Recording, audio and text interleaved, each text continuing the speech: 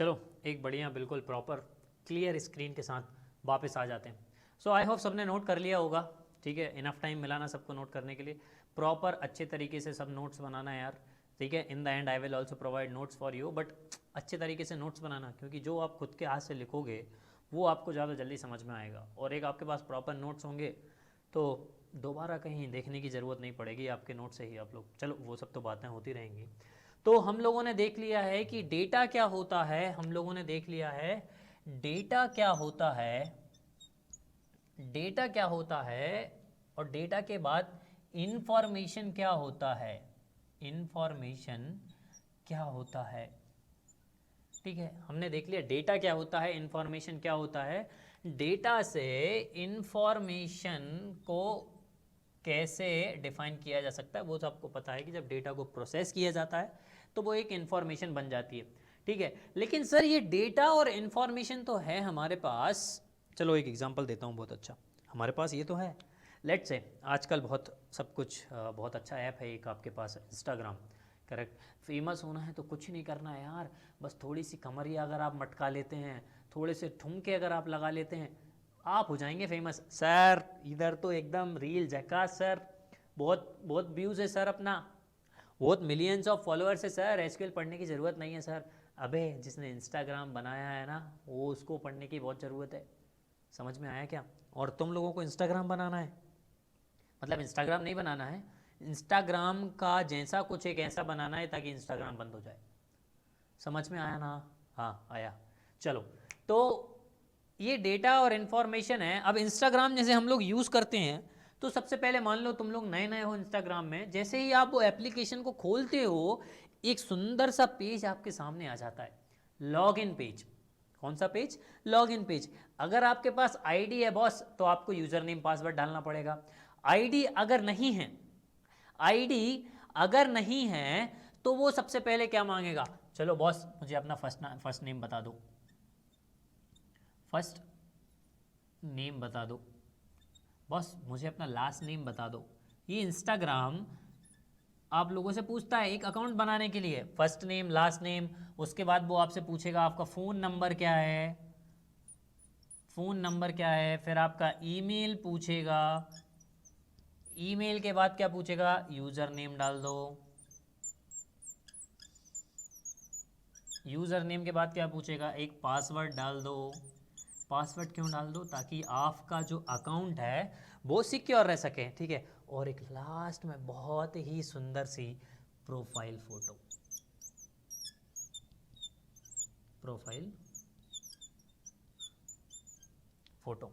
सो ये सारी चीज़ें उसने मांगी, लेकिन मांगने के बाद हुआ क्या सर, इंस्टाग्राम का ओनर बैठा हुआ है यार, ओ नाइस यार, मेरे पास एक नया यूज़र है, ओ फर्स्ट नेम आ जाओ यार आ जाओ, चल फर्स्ट नेम इधर स्टोर कर, ओ लास्ट नेम के लिए ये वाला बॉक्स है ना boss, come, oh email, oh photo, oh profile photo I store in my heart only for girls, हाँ ओए नॉट मी, इंस्टाग्राम ओनर, ठीक है, वो जो भी है Instagram owner, are you able to understand, for boys profile photo, hey you come here, come come come. So ऐसा कर रहा है क्या वो, मतलब इतना सारा users, billions of users Instagram को यूज कर रहे हैं, और सबके लिए एक ही चीज, मतलब अगर आपको अकाउंट बनाना है तो ये सारी चीजें कंपलसरी हैं। Are you able to understand boss, ये सारी चीजें कंपलसरी हैं, लेकिन ये चीजें स्टोर कहाँ हो रही हैं, ये चीज़ें स्टोर कहाँ हो रही हैं। मान लो उसके बाद एक ऐसा लॉगिन पेज आता है, एक बहुत ही सुंदर लॉगिन पेज यहाँ पे आता है। उस लॉगिन पेज में यहाँ लिखा रहता है कि यूज़र नेम डाल दो बॉस, यहाँ आपको यूज़र नेम डालना है, ठीक है, यहाँ आपको पासवर्ड डालना है, ठीक है। फिर यहाँ लिखा रहेगा, एक बटन टाइप की रहेगी, यहाँ बटन में लिखा रहता है लॉगिन, ठीक है। यहाँ पे आपको मांगता है यूज़र नेम, यहाँ पे आपको मांगता है password, are you able to understand. तो जब मैं ये यूज़र नेम डालूंगा, पासवर्ड डालूंगा, तो इंस्टाग्राम को कैसे पता चलता है कि ये जो यूज़र नेम पूछा गया है वो ये यूज़र नेम है, और ये जो पासवर्ड पूछा गया है वो ये पासवर्ड है, क्योंकि यार बिलियंस ऑफ यूज़र हैं, और कैसे इस चीज़ को एकदम परफेक्ट तरीके से फैच किया जा रहा है। यार ये स्टोर है कहाँ पे, क्या कोई ड्रम रखा हुआ है, ड्रम, हाँ बहुत ही लेटेस्ट ट्रेंड है ड्रम, क्या कोई ड्रम रखा हुआ है उसमें से गया, ओ चलो ओए संजय ने पूछा यार संजय का यूज़र नेम क्या है, संजय का यूज़र नेम खोज रहा हूँ यार, संजय संजय संजय DCL संजय करके एक यूज़र नेम बाहर आया। अब DCL संजय के रिलेटेड जो पासवर्ड है उसको फैच करना है, फिर लगाऊँ खोजने, ये आजा आजा आजा, ऐसा क्या, hey Instagram give me my user name password यार, इंस्टाग्राम से ए गुल्डो I am not your girlfriend, you can't talk to me like this, even you can't talk to Instagram, are you able to understand, you can only use, समझ लो यार। बढ़िया बढ़िया sir, मैंने नया नया अकाउंट बनाया था, मेरी गर्लफ्रेंड मुझे मैसेज कर रही होगी सर, मैं कैसे करूं, क्योंकि मुझे पता ही नहीं है यूज़र नेम पासवर्ड कहाँ स्टोर हो रहा है, कहाँ से उसको फैच करना है, कैसे वो एप्लीकेशन फैच कर रही है, ये चीज़ें भी तो पता होना चाहिए ना। अगर तुम्हें एप्लीकेशन वैसी बनानी है तो ये चीज़ें पता होना चाहिए। सर ये स्टोर कहाँ होता है, ये स्टोर कहाँ होता है सर, डेटा है, इंफॉर्मेशन है, सब चीज़ पढ़ ली सर, लेकिन इन चीज़ों को स्टोर कहाँ करना है, कहाँ स्टोर करना है। तो आपका डेटा जहाँ भी स्टोर होता है उसको हम कहते हैं डेटाबेस, उसको हम कहते हैं डेटाबेस। क्या कहते हैं, डेटाबेस। तो इसको बोलते हैं डेटाबेस, इसको बोलते हैं डेटाबेस। रिमेंबर, ध्यान से गौर करो, बेस, बेस मतलब क्या होता है सर, फाउंडेशन, एक फाउंडेशन जिस चीज़ पे हम कुछ खड़ी कर सकते हैं। एक pizza sir, pizza, pizza what is pizza, हाँ व्हाट इज़ पिज़्ज़ा, पिज़्ज़ा कैसे बनाते हैं सर, एक फाउंडेशन, एक रोटी होती है सर, रोटी, रोटी के ऊपर बढ़िया सा चीज़ बस्ट उसको कर देते हैं सर, फिर उसके ऊपर आराम से पनीर, उसके ऊपर फिर प्याज, उसके ऊपर सर फिर चीज़ कौन, हाँ हाँ हाँ सर सर बस रुक जाओ सर रुक जाओ, समझ में आ रहा है ना। उसके फाउंडेशन के ऊपर डाल सकते हो क्या, ऐसे तैरा सकते हो क्या, ओ यहाँ पे बढ़िया आराम से कॉर्न कॉर्न कौन तैर रहा है, यहाँ पे पनीर तैर रहे हैं, यहाँ चिकन तैर रहा है, और मैं पीछे कर रहा हूँ, ऐसे खाओगे क्या, नहीं यार, एक बेस होता है ना, बेस उस चीज़ को स्टोर करने के लिए बेस होता है। ऐसे ये बेस है, बेस किस चीज़ को स्टोर करने के लिए, डेटा को स्टोर करने के लिए, किस चीज़ को स्टोर करने के लिए, डेटा को स्टोर करने के लिए, इसीलिए हम इसको बोलते हैं database. So what is database, so database is a type of container, is a type of container where I can store, where I can store the data, where I can store the data. So understand, समझ में आया क्या होता है database? So database is nothing but it is a container, type of container we can say, used to store data. Sir कैसे store करता है, इसके बारे में हम आगे वाले लेक्चर्स में बात करेंगे कि ये डेटा को कैसे स्टोर करता है, किस कौन सा डेटाबेस हम यूज़ करेंगे और कौन सा डेटाबेस हमें सीखना चाहिए। आया समझ? तो ये database, database is a container use to store the data. So database इतना ही यार, इसके अलावा और ज़्यादा कुछ डेटाबेस में है नहीं, लेकिन ठीक है। आया ये डेटाबेस समझ में आया सर? हाँ अब आया समझ में सर। अब आराम से इतना सारा जो डेटा है वो एक बेस मतलब एक कंटेनर जिसको हम बोलते हैं डेटाबेस, वहाँ स्टोर हो रहा है, मतलब एक कोई एक प्लेस है जहाँ पर डेटा स्टोर हो रहा है, उसको बोलते हैं डेटाबेस। ठीक है, ये होता है डेटाबेस। लेकिन अब अगेन एक और बहुत बड़ी दिक्कत आ गई, सर लॉगिन तो अभी भी सक्सेसफुल नहीं हुआ। आपने डेटा तो स्टोर कर दिया पर वो मैं लूँ कैसे? सर मुझे वो यूज़र नेम चाहिए सर, मुझे वो पासवर्ड चाहिए सर, लेकिन मैं इनको लूँ कैसे? मुझे तो लॉगिन करना है अपने पेज में सर, मुझे तो लॉगिन करना है, अभी भी कुछ समझ नहीं आ रहा है सर। तो यूज़र नेम और पासवर्ड अगर तुम्हें डेटाबेस से चाहिए तो डेटाबेस से बात करनी होगी ना, बात तो करनी होगी ना। चल यार कुछ ले दे के सेटलमेंट कर लेते हैं यार, कितना लेगा बता, दे दे यार। डेटाबेस विल नॉट रिस्पॉन्ड और इट इज जनरल ए ना, तो क्या हो गया भाई, user name password they they, again it will not respond. You use English, please give me my user name password, again it will not respond. Sir तो इसको respond कैसे कराऊं, इसको रिस्पॉन्ड कैसे कराऊं? अभी जो तुम डेटाबेस से बात कर रहे हो, मान लो कि एक कर्नाटका का बहुत ही सीधा बंदा है, ठीक है, उसको दुनिया की कोई सी दूसरी लैंग्वेज आती नहीं है। क्यों? उसकी मदर टंग कन्नड़ा, बहुत ही ब्यूटीफुल लैंग्वेज है। हिंदी, तुम भी एक बहुत सीधे साधे सिंपल आदमी हो, हिंदी बोलते हो, तुम्हें भी दूसरी लैंग्वेज नहीं आती। अब तुम यहाँ खड़े हो, वो वहाँ खड़े हो, उससे हाँ भाई क्या नाम है तुम्हारा, मगने। If he is abusing also you will think wow he is speaking so good about me, कितना अच्छा बात कर रहा है, तुम भी इसको गाली देंगे, अबे साले, वो भी नहीं समझ, ओह वाह कितना रिस्पेक्ट दे रहा है मेरे को। क्यों? क्योंकि तुम दोनों जो भी कम्युनिकेशन लैंग्वेज यूज कर रहे हो किसी को समझ ही नहीं आ रहा है, ना वो उसके पल्ले पड़ रही है बॉस, ना वो तुम्हारे पल्ले पड़ रही है, कुछ समझ ही नहीं आ रहा है। ऐसे ही इन दोनों के बीच में भी हो रहा है यार, इनको कुछ समझ ही नहीं आ रहा है। तो अगर मुझे डेटाबेस से बात करनी है, मतलब let's see if I am communicating to you, that means I have a communication language through which I can communicate to you. आ रहा है ना समझ? अगर मुझे उन दोनों से भी बात करवाना है तो मैं क्या करूंगा, एक मीडिएटर आदमी दिखा दूंगा जिसको इधर हिंदी भी समझ आता है, जिसको इधर कन्नड़ भी समझ में आता है। एक तो ये वे हो गया, और एक वे ये हो गया यार, दोनों के बीच में एक ऐसा लैंग्वेज होना चाहिए जो इसको भी समझ में आए, इसको भी समझ में आए।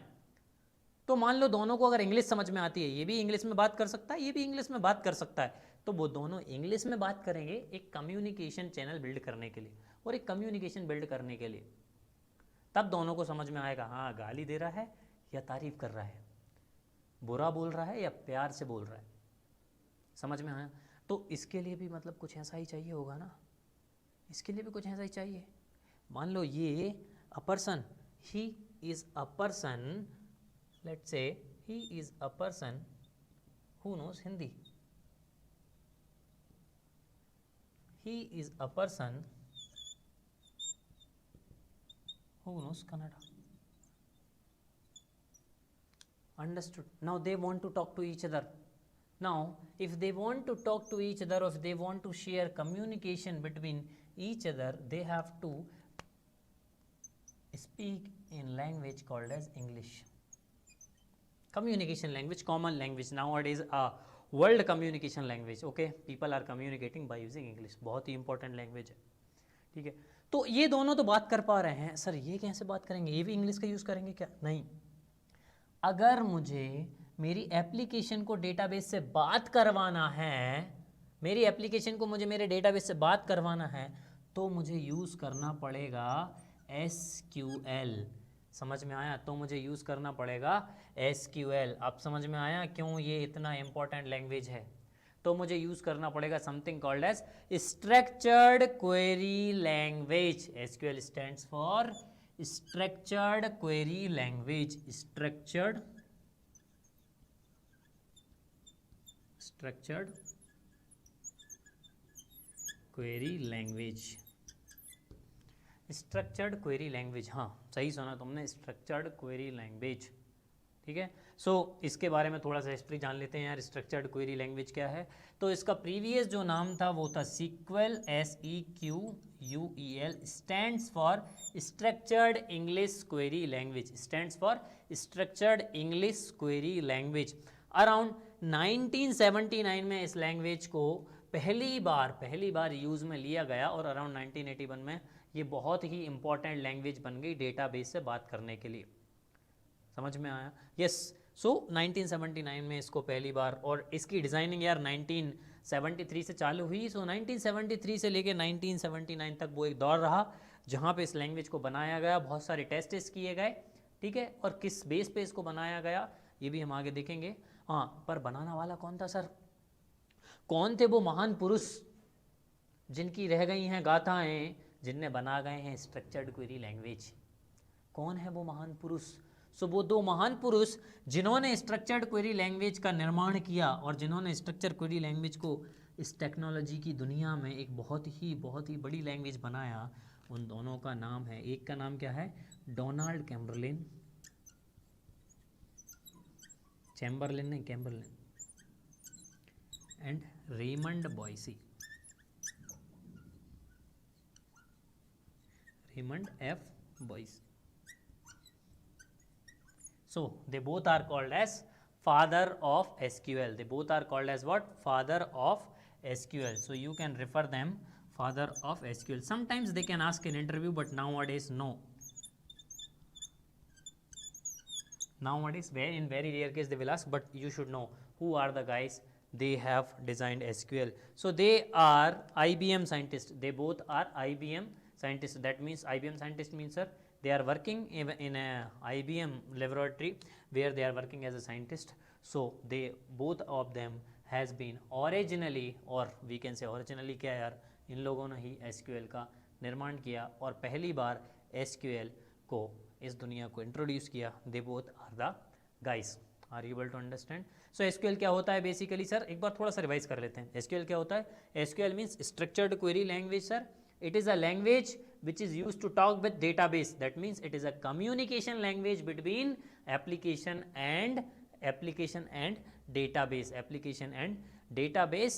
Previous name was SQL sir. Stands for Structured English Query Language. It is used to maintain, manage and manipulate database. It can use to insert the record. It can use to delete the data. It can use to update the data. It can use to modify the data. And whatever you want to play with the data, we are going to use SQL, Structured Query Language. Structured Query Language. Further, that means a people who has designed SQL was Donald Camplin and Raymond F. Boyce. Are you able to understand? मुझे लगता है यहाँ तक आपको सब clear होगा. यहाँ तक आपको सब क्लियर होगा. सो नोट डाउन कर लो यार. जल्दी मिलते हैं एक क्लीन एंड नीट स्क्रीन के साथ.